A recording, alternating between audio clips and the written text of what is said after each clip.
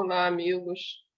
Que bom que começamos o ano com esse encontro para falar dos ensinamentos de Jesus.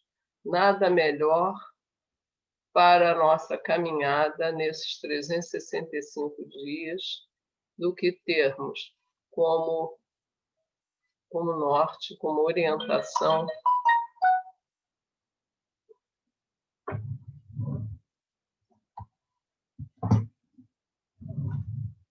o Evangelho do Cristo. E eu fico muito grata, muito honrada de estar aqui com vocês nesse encontro, embora através de uma tela, mas estamos unidos na mesma vibração, no mesmo objetivo, que é estudar o Evangelho de Jesus através dos esclarecimentos que a doutrina espírita nos trouxe. O tema de hoje se insere no capítulo 23 do Evangelho segundo o Espiritismo, que se chama Estranha Moral. E o primeiro aspecto que eu acho que a gente precisa analisar é o sentido da palavra moral. Moral vem do latim mores, quer dizer costume. Então, a moral é uma forma de conduta, uma maneira de agir consagrada pelos costumes de um povo numa determinada época. Só que a moral humana varia. O que é imoral numa época pode ser perfeitamente uma conduta aceitável em outro momento. Nós percebemos isso, né? Hoje nós temos atitudes, ou vemos atitudes, que, se você imaginar, no século XIX ou no próprio início do século XX, certas atitudes, certas maneiras de falar, nós íamos, essas pessoas do início do século XIX, iriam considerar imorais ou amorais, sem moral. Então, a moral é uma conduta voltada para o bem, que varia de acordo com a época, com o povo, com as circunstâncias. Um exemplo que a gente pode ver do que era moral e hoje em dia inaceitável é a escravidão de outros seres humanos. Houve uma época em que, até para ser aceito, bem aceito socialmente, com prestígio, o sujeito tinha que ser dono de escravos. Era isso que lhe dava status na sociedade. Hoje em dia, a gente sente até uma dor grande quando vê essa página tão sangrenta, tão triste da história, não só do Brasil, mas de outros povos, que fizeram do trabalho humano, explorado ao máximo, sem direitos, uma norma de conduta. Era normal, estava dentro da norma, estava dentro da lei. E era moral, era aceito como uma coisa boa. Hoje em dia é uma coisa inimaginável, né? E então, o Evangelho nos chama a atenção já pelo título, Estranha Moral. Que estranha moral seria essa? A moral de Jesus nos deixaria com dúvidas. Então, o Espiritismo é realmente a doutrina do estudo, do esclarecimento, para que a gente não continue sempre repetindo ensinamentos desvirtuados, ensinamentos equivocados, E a gente continua repetindo. Não, aí o Espiritismo dá uma parada. Espera aí, vamos analisar isso. E é essa análise que esse capítulo 23 do Evangelho segundo o Espiritismo traz para nós. Então, vamos ver se Jesus era mentiroso, era incoerente, porque uma passagem que está narrada em Lucas, capítulo 14, versículos 25, 27 até 33, Jesus disse assim: Se alguém vier a mim e não odiar seu pai e sua mãe, sua mulher e seus filhos, seus irmãos e suas irmãs, e até mesmo sua própria vida, não pode ser meu discípulo. Aquele que ama mais seu pai ou sua mãe do que a mim, não é digno de mim. Aquele que ama mais seu filho e sua filha do que a mim, não é digno de mim. Esse é o comentário de Mateus 10, versículo 37. Vocês vejam que até entre Lucas e Mateus há uma diferença na terminologia usada. Lucas usa se alguém vier a mim e não odiar seu pai e sua mãe. Mateus já percebe e diz assim: aquele que ama mais seu pai ou sua mãe do que a mim, não é digno de mim. Então, a gente, a princípio, imagina isso em tempos atrás, antes da doutrina esclarecedora dos espíritos, mas como é que Jesus disse que para segui-lo eu tenho que odiar meu pai e minha mãe? Jesus foi o pregador do amor incondicional, do amor absoluto.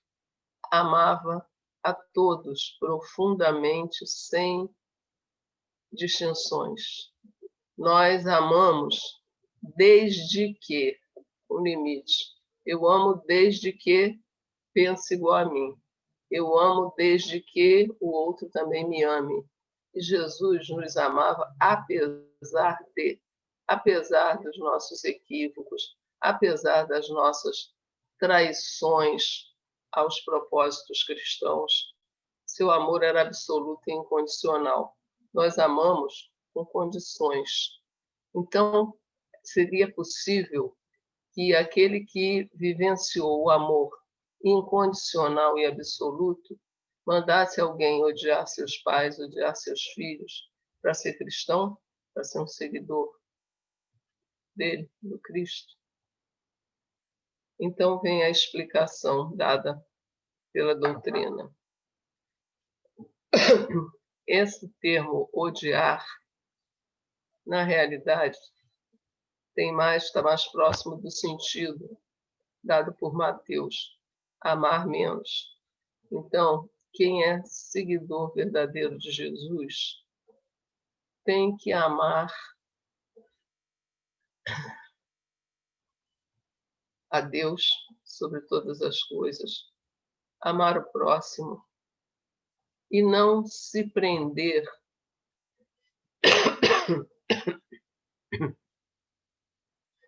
essa tocinha me acompanha há anos, eu tenho comentado, pelo menos nessa reencarnação, não sou fumante, nem nunca fui, não é Covid, já fui analisar, e mesmo se fosse, não pega pela tela. Então a tosse incomoda, desculpem, mas é desagradável. Enfim, o que Jesus quis mostrar é que os laços humanos não podem ser mais fortes do que os laços que nos unem a Deus e ao próprio Cristo e aos nossos irmãos em humanidade. Então, as palavras mudam muito de sentido ao longo do tempo. E a língua que Jesus falava na sua época, era pobre em sinônimos. Então, odiar com o significado de que é preciso amar a Deus sobre tudo, sobre todos, sobre todas as coisas, não quer dizer que a gente deva odiar tudo mais. A doutrina é de amor. Então, é apenas interpretação de uma palavra que não foi colocada como deveria ter sido, né? Então, entre outras coisas, o Evangelho não foi escrito durante a passagem de Jesus pela terra entre nós. Foi escrito depois que Jesus voltou ao mundo espiritual. E a gente tem até, hoje em dia, uma brincadeira chamada telefone sem fio, né? Ou quem conta um conto aumenta um ponto. E, então, as mensagens, com o tempo de um passando para o outro, vão ficando deturpadas. Isso aconteceu com a mensagem do Cristo. Nós não podemos imaginar nunca um Jesus incoerente, dizendo uma coisa e fazendo outra, pregando abandono, desamor aos nossos entes queridos, e ele próprio pregando amor a Deus e ao próximo. Jesus não mente, Jesus não é incoerente, ele é a verdade, a fonte da verdade, a fonte da água viva, que nos nutre, que nos sacia o tempo todo. Então, aí, simplesmente um equívoco em relação às palavras, né?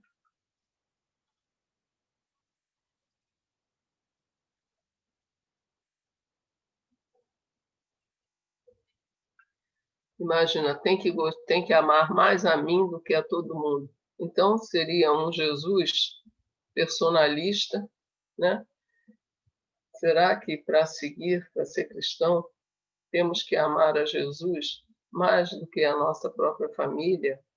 Se ele esclareceu que fazemos parte da grande família universal, então, minha gente, essa palavra aí, odiar pai e mãe, até hoje é uma coisa que nos choca profundamente quando a gente vê um filho que, no mínimo, desrespeita seus pais, dói.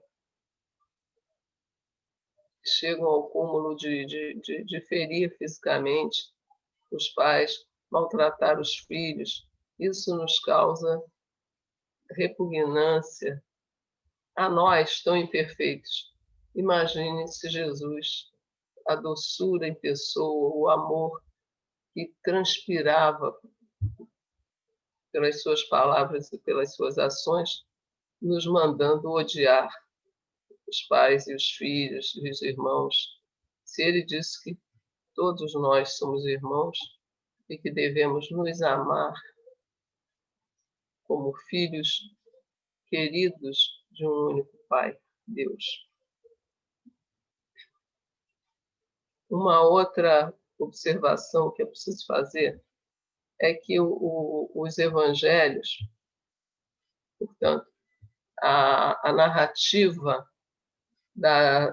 dos ensinamentos de Jesus através daqueles diversos evangelistas, Marcos, Mateus, Lucas, João, eram copiados, primeiro que não foram feitos durante a vida de Jesus, foram posteriores. E isso, com o tempo, as palavras podiam mudar de sentido. E eram copiadas à mão. Imaginem os copistas. Na Idade Média tinha monges, né, que se dedicavam a copiar à mão manuscritos antigos. E muitos deles traduziam do original para o grego e do grego para o latim. Minha gente, a palavra tradutor tem a mesma raiz que traidor. Então, o tradutor, muitas vezes, trai a essência da mensagem porque ele tenta adaptar a mensagem original à língua para a qual ele está tentando traduzir. Então, as traduções podem ter causado essas discrepâncias aparentes que não pertencem à fala, aos ensinamentos originais de Jesus. Então, a gente tem que compreender, ler os evangelhos, por isso que é o evangelho segundo o Espiritismo. Não que o Espiritismo fez um evangelho diferente dos outros, não, mas porque pela doutrina espírita, que nos chama a raciocinar, a ter uma fé firme, porque é baseada na razão, na lógica. Se nós somos lógicos e racionais, nós temos que levar em conta uma palavra ou a vida, os ensinamentos que Jesus deu através dos seus exemplos. Então, é o exemplo que vale. Em nenhum momento Jesus colocou como menos importante todas as pessoas.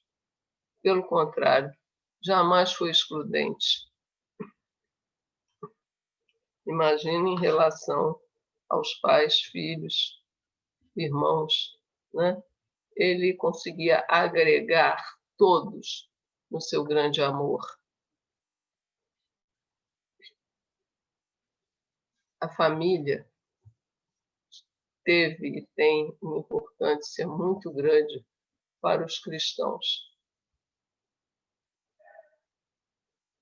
O próprio Jesus quis encarnar em uma família humana composta por sua mãe, Maria de Nazaré, e por seu pai terreno, José. Então, ele seguiu o modelo familiar comum naquele povo hebreu, entre os judeus, aquele povo em que ele, então, encarnou para passar sua mensagem. Então, a família é importante, foi e é importante para Jesus, para os seus seguidores. Nós vemos exemplos de Jesus em vida familiar, porque ele convivia com a família de Pedro. A primeira cura que é registrada, feita por Jesus, foi justamente da sogra de Pedro. E aí nós já vemos que Pedro era casado e era um homem tolerante, que morava com a sogra, e hoje em dia é uma figura que muitos, né? Nossa, morar com sogra, que horror. Mas Pedro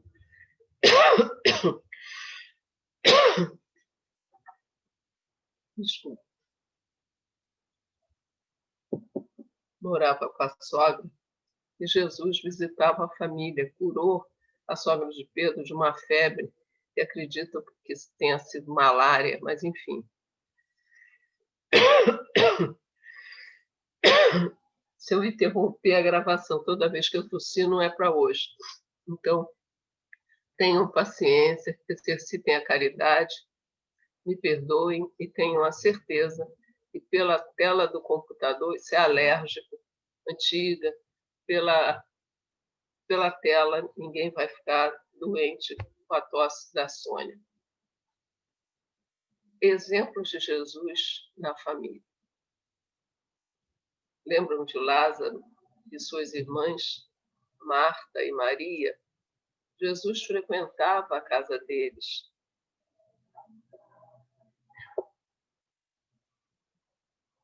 Até Jesus foi à casa de Zaqueu, né? Aquele que baixinho que tinha subido numa árvore, num sicômoro, sei lá, para poder ver Jesus melhor. Jesus disse: Zaqueu, desce, que eu hoje cearei na tua casa. Eu acredito que Zaqueu não morava numa parte hotel sozinho. Ele devia morar numa casa que era também um lar, devia ter uma família. E Jesus se dispõe, se propõe a ir à casa de Zaqueu. Outro aspecto da importância da família, marido, mulher, é a passagem que Joana, mulher do procurador de Herodes, chamado Cusa, ela ficou conhecida como Joana de Cusa. Cusa não é um lugar, era o nome do marido. E ele não aceitava o fato dela ter se tornado cristã. E era um aborrecimento familiar muito grande. Então, Joana procura Jesus e narra sua dificuldade familiar com aquele marido intolerante, sem compreensão. E Jesus, será que Jesus disse: não, me segue, larga esse chato para lá e vem ser minha discípula? Preservou a família. Jesus disse para Joana: Joana, volta, ser tolerante. Com teu exemplo amoroso, você vai conseguir fazer com que o teu marido compreenda a verdade que você tenta passar para ele. Então, mais uma vez, Jesus preserva a família, fazendo com que aquele casal procurasse resolver suas dificuldades e que não se odiassem. Imagina, gostar mais de mim do que dos seus filhos. Será que Jesus tinha essa personalidade tão egoísta? Era tão personalista assim? O espírito mais puro que esteve entre nós. Ele já tinha vencido qualquer ilusão do ego e não jamais, né, nós poderíamos aceitar que suas palavras tivessem esse sentido de que para ser seguidor dele teríamos que romper com a nossa família. Então, o primeiro aspecto que a lição traz desse capítulo 23, odiar os pais. Depois, uma outra passagem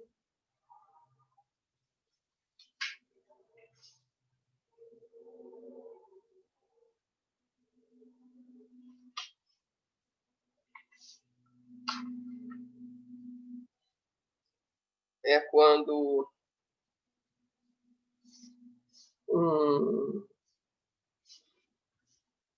um discípulo disse para ele: Senhor, eu te seguirei, mas antes disponha do que tem em minha casa.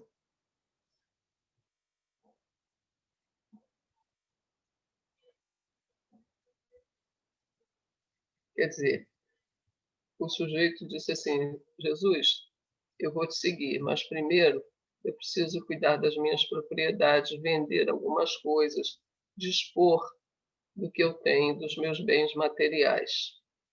Jesus lhe respondeu: quem quer que, tendo posto a mão na charrua, olhar para trás, não está apto para o reino de Deus. A charrua era um instrumento de arar o campo antes do arado. A charrua era mais pesada, o arado tinha roda, facilitava abrir os sulcos da terra para a semeadura. Mas se você está arando um campo, você tem que ir para frente.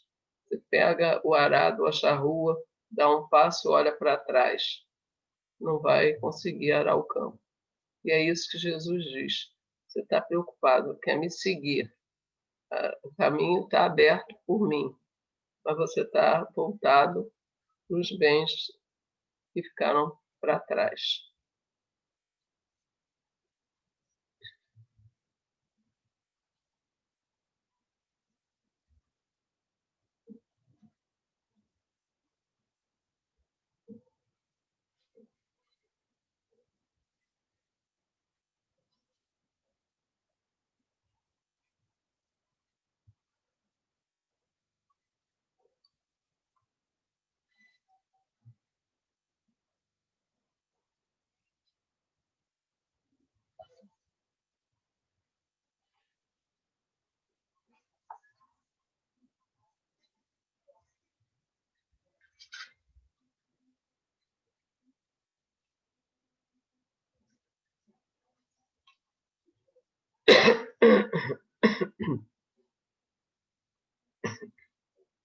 Uma outra passagem também, olha como são as nossas escolhas.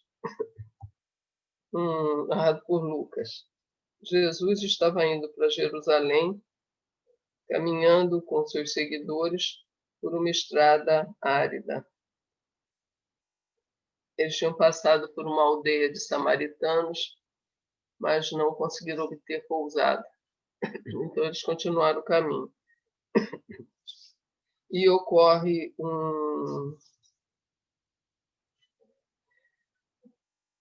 um diálogo entre o mestre Jesus e um discípulo. Jesus disse para o discípulo: segue-me.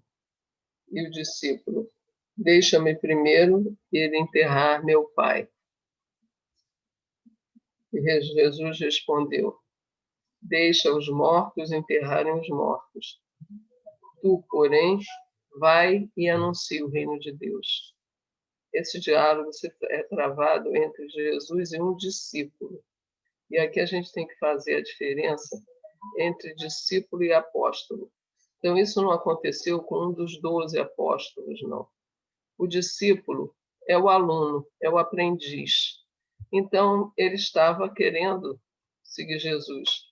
Mas, na hora da opção, o pai tinha desencarnado e ele achou que era mais importante ir fazer o funeral do que seguir Jesus. Aí a gente vê que ele ainda não era um apóstolo. O apóstolo é o seguidor e propagador da verdade do Cristo. 12. Esse não era um dos 12. Era um aprendiz. E lhe foi dada a oportunidade. Jesus o convida. Segue-me. Ele, Jesus, espera aí um pouquinho. Primeiro eu vou ali que eu tenho que fazer um funeral do meu pai. E Jesus disse, deixa os mortos enterrarem os mortos. Quer dizer, aqueles que estão mortos para as coisas que realmente importam, que são as coisas do espírito, se preocupam com cerimônias fúnebres, não é? Com toda aquela parafernália do funeral e esquecem da verdadeira razão de estarmos reencarnados. É fazer uma trajetória a melhor possível para que, ao desencarnar, nós sejamos mortos-vivos e não vivos mortos para as coisas essenciais.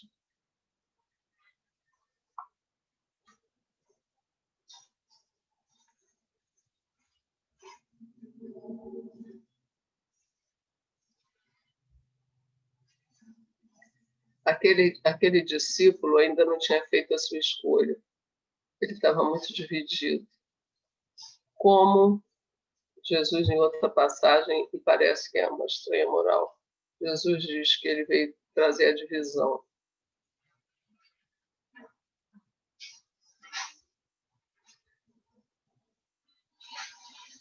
Não veio trazer a divisão, ele veio mostrar o quanto nós estamos ainda divididos entre o que realmente importa, as coisas de Deus, e as da matéria, adoradores ainda de Mamon.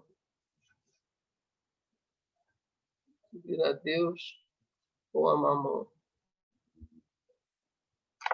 Mamon não era só o Deus das riquezas, não. Ele representa todas as ilusões da matéria. Amamos mais o dinheiro, as propriedades, a vida profana do que as coisas sagradas. Isso é uma divisão. E não foi Jesus que trouxe. Essa dicotomia, daí a palavra dicotomia, de dividir, né?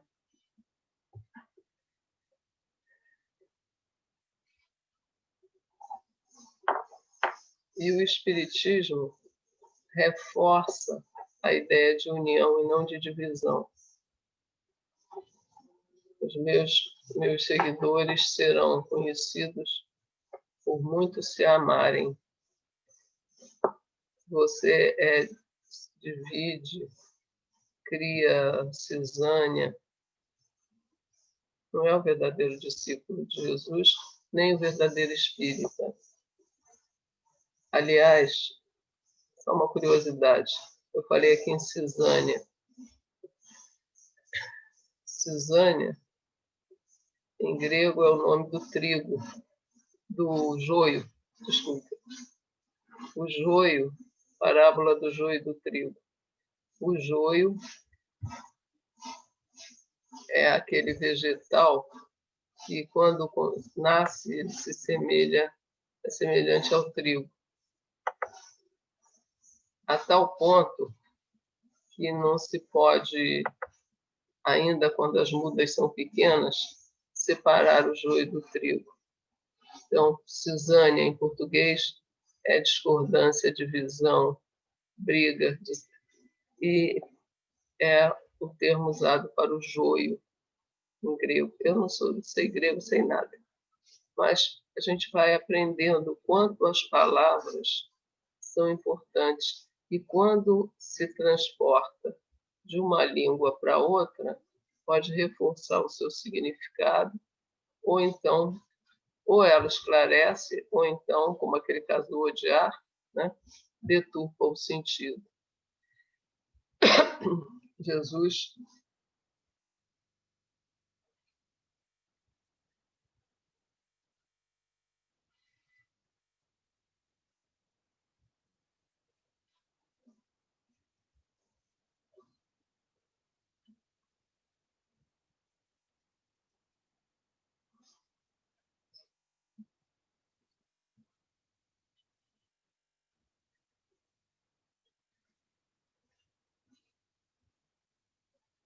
gente, desculpa, eu olho para baixo, porque eu coloquei o evangelho que nós estamos comentando, o meu, coitado, está quase desempaginando.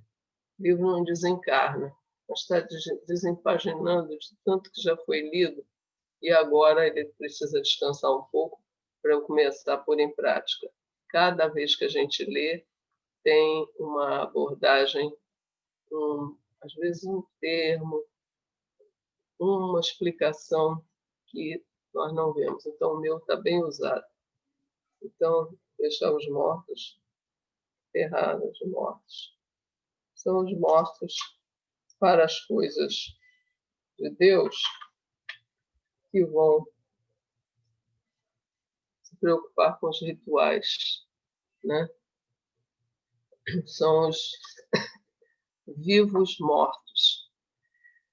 Estão vivos na carne, mas mortos no espírito. Estão mais preocupados, inclusive até bem pouco tempo, acredito que no interior ainda se faça isso. As pessoas se reúnem para beber o morto, isto é, passam uma rodada de bebida para quem está ali velando o corpo, fazendo velório. Num tititi, num blá blá blá, muitos desencarnados testemunharam o seu próprio funeral e ficaram assim estarrecidos. E tinha gente que falava mal dele, outros estavam ali só para contar piada, fofocar e beber o morto. Poucos se importavam em fazer uma prece por aquele que tinha desencarnado. Então, esses estão mortos para as coisas espirituais. Esses podem enterrar os mortos. São vivos mortos. Os mortos vivos são aqueles que já passaram para a pátria espiritual com o conhecimento, com uma folha corrida, como se dizia antigamente, um currículo vitae, voltado para o bem, para as boas obras, e esses, então, podem, não vão se preocupar com rituais, né? Estão já na pátria espiritual, velando como espíritos protetores para aqueles que ficaram ainda na carne. Então, gente, tudo que nós estamos vendo até agora é para nos mostrar a importância do Evangelho segundo o Espiritismo, a importância dessa obra magnífica, que realmente tira assim, aquelas teias de aranha que dificultavam o nosso entendimento. Então, nós percebemos que as palavras podem ter sido mal traduzidas entre o que Jesus falou e a sua vida. E palavras o vento leva, né? Mas o exemplo é o que educa, é o que fica. Então, Jesus não era incoerente. Se durante toda a sua vida ele pregou e vivenciou o amor absoluto, se durante toda a sua vida ele preservou os valores da família, a sua moral não é presa a um determinado espaço de tempo, a um determinado local geográfico. A moral do Cristo é inquestionável, é universal, é para sempre, é um modelo. Por quê? Por que a moral de Jesus não muda? Porque é baseada na lei de Deus. As leis de Deus são imutáveis. As leis morais de Deus são aquelas que Jesus veio relembrar aqueles que deturpavam, ignoravam, né? Ele disse: eu não vim para derrubar a lei, eu vim para dar-lhe cumprimento. Que lei? A lei que Moisés trouxe ao povo da sua época, mas que não eram seguidas na sua essência. E Jesus veio para lembrar que a lei de Deus é imutável, é seguindo a sua lei que nós vamos poder voltar à pátria espiritual numa situação de refrigério, de luz, de paz, e não em desarmonia, né? Como tem tantos exemplos no livro Céu e Inferno, daqueles que desencarnaram sem estarem harmonizados, sem terem vivenciado as leis de Deus. São eternas, imutáveis, ninguém pode dizer que desconhece, porque o grande livro em que estão gravadas as leis divinas é a consciência de cada um de nós. E nós sabemos muito bem o que é moral, o que não é,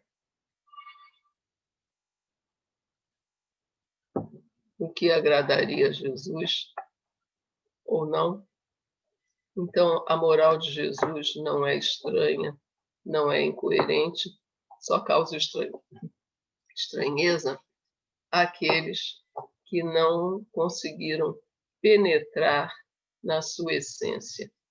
Daí a importância de estudarmos o Evangelho sob as luzes da doutrina espírita, porque senão a gente sai só repetindo feito papagaio e fica realmente muito estranho. Mas Jesus, que era bom, vai mandar eu odiar meu pai, minha mãe, meus filhos, meus irmãos, mas ele mandou a gente se amar. Então, ou Jesus era incoerente, o que não é possível,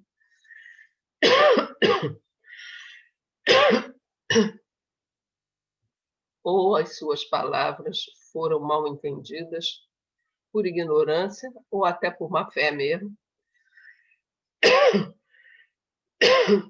por aqueles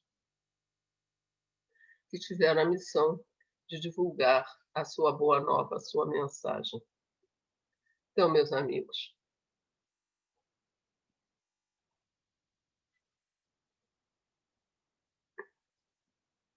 não há estranheza na mensagem verdadeira do Cristo. O que nós podemos estranhar são as traduções mal feitas, são as interpretações erradas, mas nós agora temos um guia, que é esse Evangelho. Lá vai o meu velhinho outra vez. O Evangelho segundo o Espiritismo, que Não é, Kardec não foi mais um evangelista, né? Marcos, Mateus, Lucas, João e Kardec. Não. Primeiro que esse evangelho foi feito através das instruções dadas pelos espíritos de luz que acompanharam a obra de Allan Kardec. Então, é um estudo que deve ser feito para que as dúvidas sejam dissipadas, né? Para que a gente tenha a nossa fé cada vez mais firme, porque é apoiada no bom senso e na razão. É uma fé raciocinada e não cheia de dogmas, de preconceitos e de mal-entendidos. Vejamos se tem mais alguma passagem que eu tenha pulado.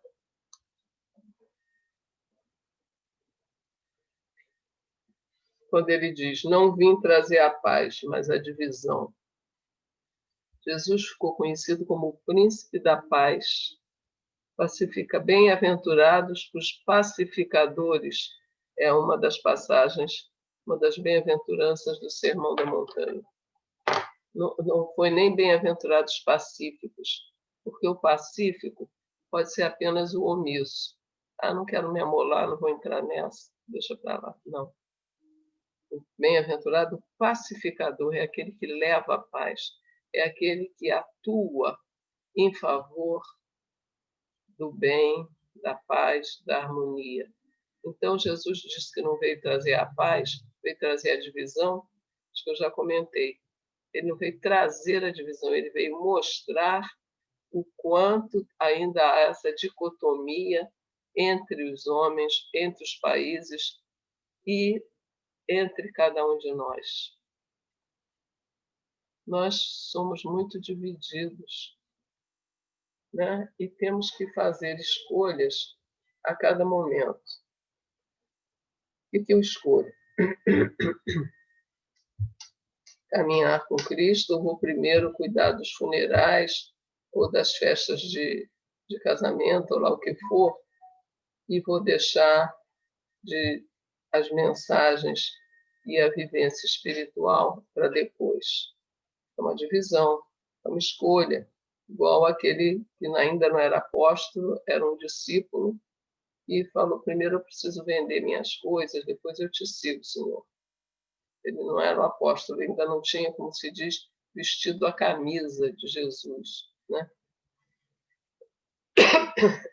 Na hora da escolha, ele olhou para trás. Ele já estava com a mão na charrua para continuar a arar o campo, mas olhou para trás e as coisas materiais, os interesses materiais o chamaram vivamente. E ele optou por atender aos apelos da matéria. Teve a chance de, começando discípulo, aprendiz, se tornar um apóstolo, um divulgador da doutrina, um divulgador da verdade. Por isso que discípulos foram muitos, são muitos até hoje. Apóstolos, só 12, que realmente se colocaram a sua vontade a serviço do Cristo. E não, como muitas vezes nós fazemos, pedindo sem parar, né?